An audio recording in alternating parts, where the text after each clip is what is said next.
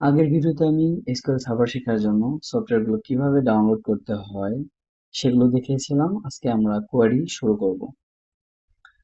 তো এসকিউএল কোয়েরির জন্য আমরা সফটওয়্যারটিতে ঢুকবো, যেটি আমি তো এখানে চলে এসেছে এসকিউএল সার্ভার ম্যানেজমেন্ট ইনস্টিটিউট। এখানে আমরা একটি ক্লিক করব।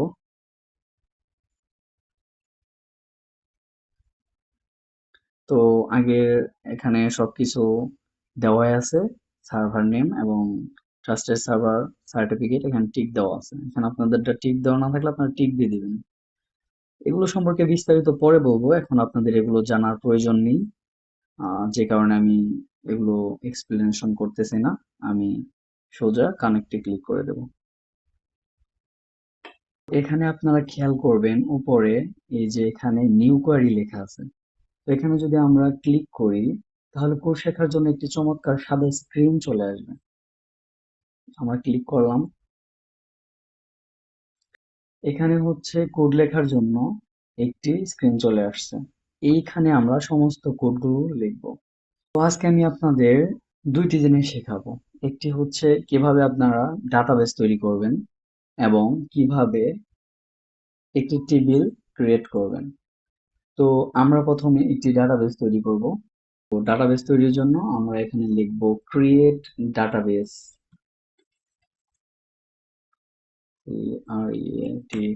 Create database. ডাটাবেসের নাম দিব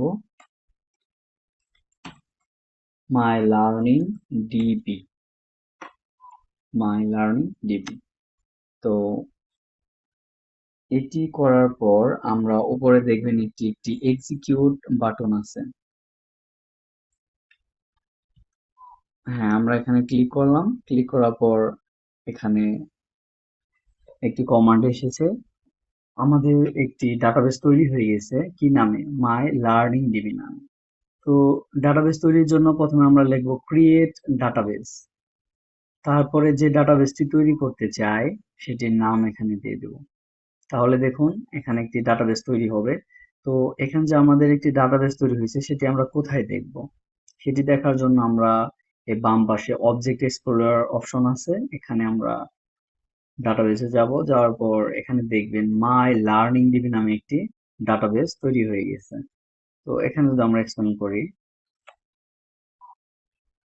এখানে যদি আমরা যাই তাহলে আমরা দেখব, যদি এখানে টেবিলে যাই, টেবিলে যাওয়ার পর দেখবো এখানে আমাদের কোনো টেবিল আছে কিনা। না, এখানে আমাদের কোনো টেবিল নাই। তো এই যে ডাটাবেস যে আমরা তৈরি করলাম, এটা এই ডাটাবেসে আমরা একটি টেবিল ক্রিয়েট করব। এই ডাটাবেসটি যে তৈরি করলাম এটি আমরা এখন ইউজ করব কিভাবে? তো এই ডাটাবেস ইউজ করার জন্য আমরা এখানে কোয়েরি লিখব, ইউজ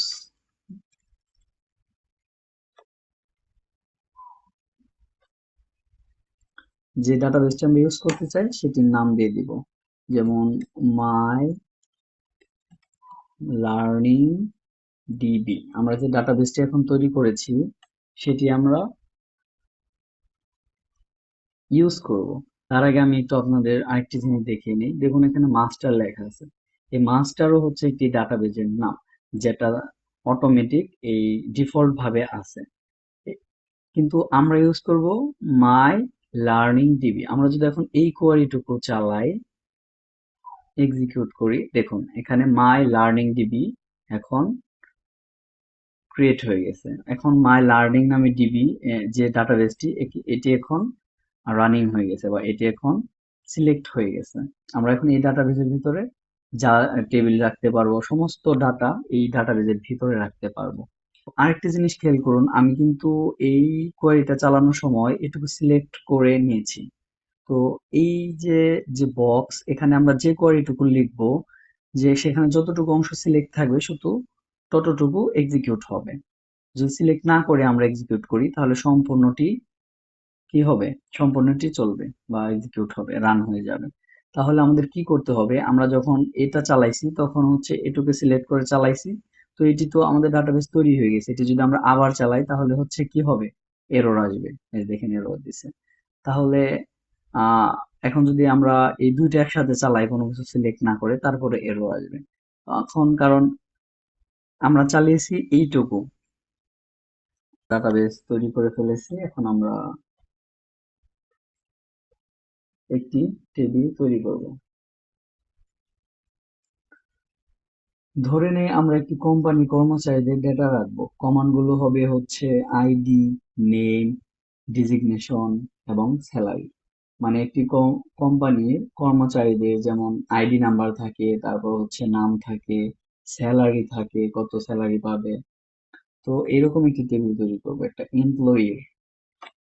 তো চলুন সেটি কিভাবে করা যায় দেখি। আমরা যে টেবিলটি তৈরি করব সেই টেবিলে আমরা এমপ্লয়ির ডেটাগুলো রাখবো। সেই ডেটাটা হবে হচ্ছে এই ডেটাবেজের আন্ডারে। আমরা এখন এই ডেটাবেজে একটি এমপ্লয়ির টেবিল তৈরি করতেছি, যেখানে তার নাম, তার আইডি, তার স্যালারি গুলো আমরা সেই ডাটাবেজে সাজিয়ে রাখবো। টেবিল তৈরির জন্য আমরা যে কোয়েরিটি লিখবো, যে কোডটা লিখবো সেটি হচ্ছে create টেবিল employee। তো ক্রিয়েট টেবিল, আমরা যে টেবিল ক্রিয়েট টেবিল কোড লেখার পর আমরা যে টেবিলটি তৈরি করতে চাই সেই টেবিলের নাম এখানে দেব। তো নাম দেওয়ার পর আমরা হচ্ছে একটি ফার্স্ট ব্র্যাকেট দেব। ফার্স্ট ব্র্যাকেটের ভিতরে হচ্ছে আমরা কলাম গুলা তৈরি করব।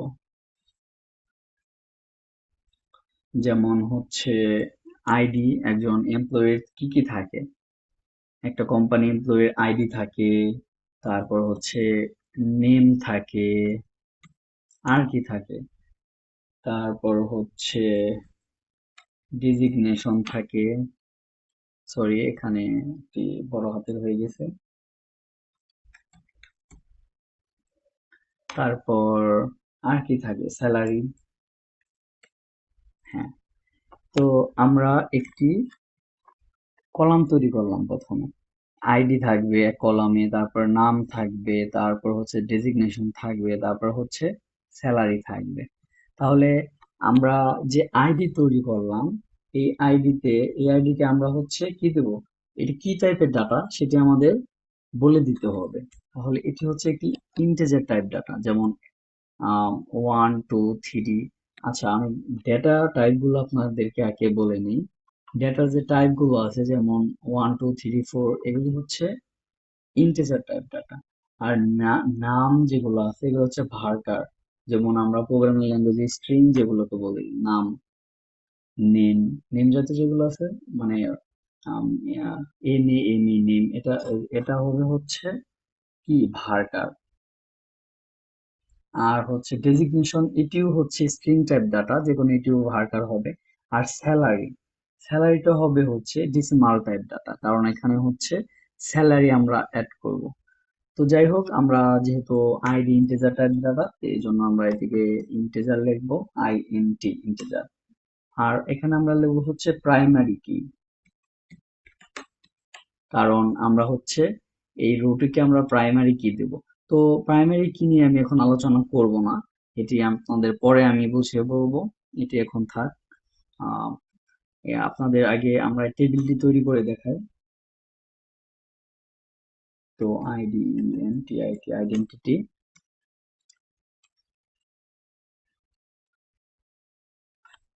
এটি হচ্ছে এক এক করে বাড়বে। আইডেন্টিটি ব্র্যাকেটের ভিতর 1 1 দিলাম, কারণ হচ্ছে এই আইডিটা অটোমেটিক একজনের পর, যেমন আমি তো এখানে নাম দেব, যেমন এমপ্লয়ি নেম, নাম যেগুলো হবে, ধরেন শাকিল, হৃদয়, রিজবি। তো এই সিরিয়াল গুলো যে থাকবে আইডি নাম্বার, সেই সিরিয়াল গুলো অটোমেটিক ক্রিয়েট হবে, বা আইডি নাম্বারটা অটোমেটিক ক্রিয়েট হবে একের পর দুই, দুইয়ের পর তিন। তো আমাদের এখানে একটি কমা দিয়ে দেবো। তো এটা হচ্ছে আইডি এর কলাম। তারপরে হচ্ছে নেম। নেম কি টাইপ ডাটা, নেম হচ্ছে কি, ভার্কার। এর আগে আমরা বলেছি।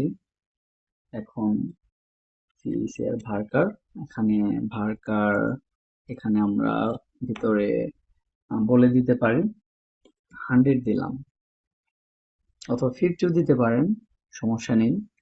100 দিয়ে দিলাম, মানে কত ক্যারেক্টার ডেটা এখানে জায়গা হবে সেটি আমরা করে দিলাম। এগুলো আমি বিস্তারিত পরে আরো বলবো, এগুলো আপনারা একাই বুঝতে পারবেন।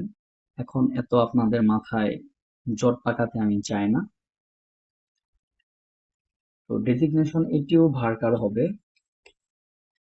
ভার্কার এখানে আপনি 50 দিয়ে দিলাম।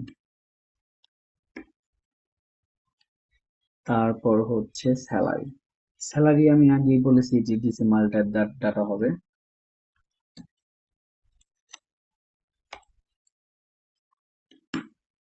10 এবং 2। তো লাস্ট কলামে হচ্ছে আমাদের কমা দেওয়ার দরকার নেই। তো একটির পর পরবর্তী যে কলামটা তৈরি করব সেখানে কমা দেব, তারপরেরটা তারপরে কলামেও কমা দেব। এভাবে যতগুলো কলাম তৈরি হবে সবগুলোতে আমরা কলাম দেব, কিন্তু লাস্টেরটায় কমা না দিলেও চলবে। তো আমরা এখন এই টেবিলটাকে চালাবো। তো আমরা যেটুকুকে এক্সিকিউট করব আমরা সব সেটুকুকে শুধু সিলেক্ট করে নেব, নয়তো পুরো কোয়ারি মানে এক্সিকিউট হবে।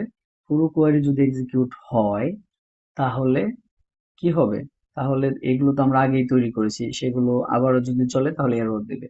আমরা এই টেবিলটি এক্সিকিউট করিনি, শুধু এই টেবিলটি সিলেক্ট করে এখানে এক্সিকিউট ক্লিক করব। দেখুন কমান্ড সাকসেসফুল। তাহলে আমাদের একটি টেবিল তৈরি হয়ে গেল। তো টেবিলটা তৈরি হয়ে গেল, আমরা কোথায় দেখব? আমরা এই যে বাম পাশে অবজেক্ট এক্সপ্লোরার যে অপশনটা আছে, এখানে যে এখানে টেবিল তৈরি হওয়ার কথা, কিন্তু আমরা একটি রিফ্রেশ দিয়ে দেব। দেখুন আমরা ডাটাবেসে ঢুকলাম, ঢোকার পর এই যে আমরা যে ডাটাবেসটি তৈরি করেছিলাম এটিতে ঢুকবো, এখানে টেবিলে ঢুকবো। দেখুন এখানে আমাদের এমপ্লয়ি নামে একটি টেবিল তৈরি হয়ে গেছে। এই যে আমরা যে এমপ্লয়ি নামে একটি টেবিল তৈরি করেছি সেই টেবিলটি এখানে এখানে তৈরি হয়ে গেছে। তো আমরা যদি এই টেবিলটিতে ঢুকি, সরি কি হলো, এটা যদি রাইট বাটন ক্লিক করি, সিলেক্ট টপ 20 রো, এটি যদি ক্লিক করি দেখুন আমাদের এখানে টেবিলটি দেখাবে। এই যে দেখুন আমরা আইডি, নেম, ডেজিগনেশন, স্যালারি, এই এই যে কলামটা, এই কলামে শুধু শুধু আইডি নাম্বার, আর এই যে নামগুলা, এই এই এই এই যে এই নামের কলামে নামগুলো হবে, ডেজিগনেশন এখানে হবে, আর স্যালারি গুলা এই কলামে হবে। যেমন এখানে থাকবে নামগুলা হৃদয়, রিজবি, শাকিল, এগুলা থাকবে, আর স্যালারি এই রুতে থাকবে। আশা করি বুঝতে পেরেছেন। আজকে আপনাদেরকে ভিডিও আর লম্বা করবো না। আজকে আপনারা এই টেবিলটা বারবার প্র্যাকটিস করেন, যদি বুঝতেও না পারেন, যদি ভাবেন যে বুঝতে পারিনি কি বললো, তারপর প্র্যাকটিস করেন।